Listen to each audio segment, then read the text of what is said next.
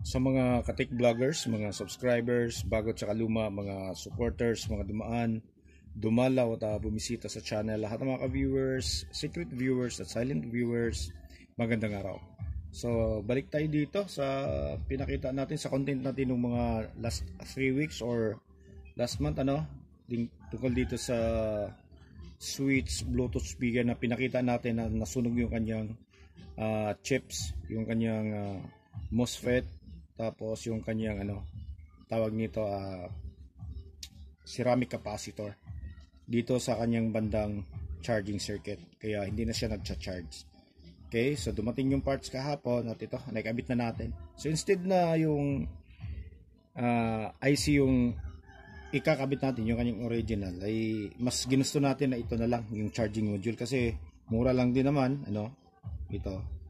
At ang kaibahan kasi nito, alam naman natin na madalas o karamihan sa mga order natin ng mga chips online, may mga talaga, may mga gumagana pero abnormal siya. Yung iba talaga ito talided. Kaya mas maganda gamitin to kasi kapag dumating, ayan, saksakan mo lang siya ng charger, so malalaman mo na siya kung normal ba yung kanyang output, both current at yung voltahe. Yan. Di katulad nung chips, kailangan mong ihinang siya, ikabit. Kapag hindi gumagana, hindi mo na siya pwedeng ibalik dahil nahinangan mo na. Okay? So, ayan na siya. Ayan. Ayan siya, okay? So, dito natin siya pinipwesto. Sa pagkakabit ng mga ganito, madali lang naman itong ikabit para sa mga kapwa technician, Sa pagkakabit ng ganito, so siguraduhin lang natin na matibay yung gagamitin nating epoxy o glue. Saka siya, heat resistant. Kasi kapag hindi siya heat resistant, itong circuit kasi na to ay nagbabaga to kapag nagkakarga ng battery. Ngayon, kapag hindi resistant yung ginagamit mo, so pwedeng siya, pwedeng malusaw at matanggal tong board na kinabit mo. O kaya kapag bumagsak yung unit, so pwedeng mabali to, humiwalay. So kapag sumayad to yung voltahe niya dito sa circuit, so pwedeng masira yung circuit at hindi na pwedeng mapapakinabangan pa. Yan yun yung mga bagay-bagay na babantayan natin kapag nagmo-modify tayo, Yan siya. Okay?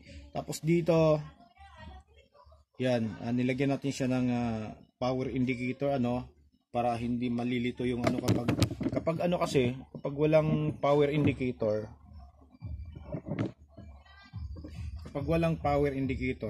so hindi malalaman nung may-ari kung kapag hindi siya gumagana kung yung kanyang charger ba yung sira o sa loob.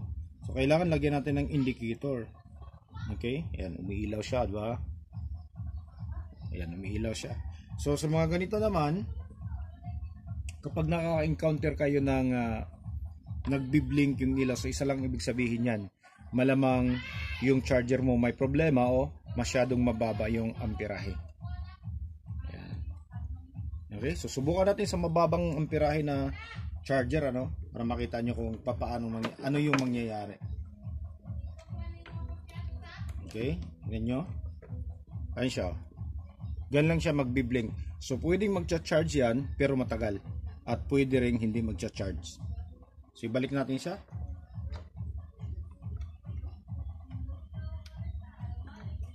Okay, so normal. Okay, sa mataas na amperahe. Sa mababang amperahe na charger, mga low current charger, ganyan siya.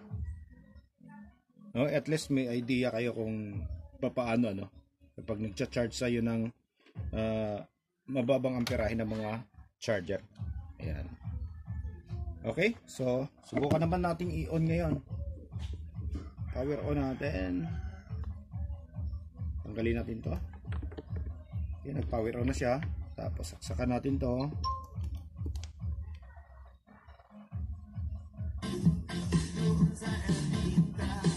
Okay, gumagana na siya. Tapos balik natin siya para makita niyo yung kanyang harap, Ayan. Okay? So buo na lahat ng ilaw gumagana na. Ayan, dito sa harap, sa tagiliran, pati sa kabila. Ayan. Okay? So ibig sabihin normal na siya. Tsaka yung itong ginagamit natin, ay meron tong ilaw dito sa sa loob.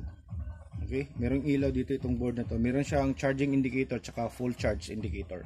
So kapag nagfo-full charge indicator siya, iilaw yung kulay blue. Kapag nagkukulay blue siya, ibig sabihin naka full charge na yung battery niya. Okay, so hanggang dito na lang siguro tayo, ano. So maraming salamat. God bless at bye bye.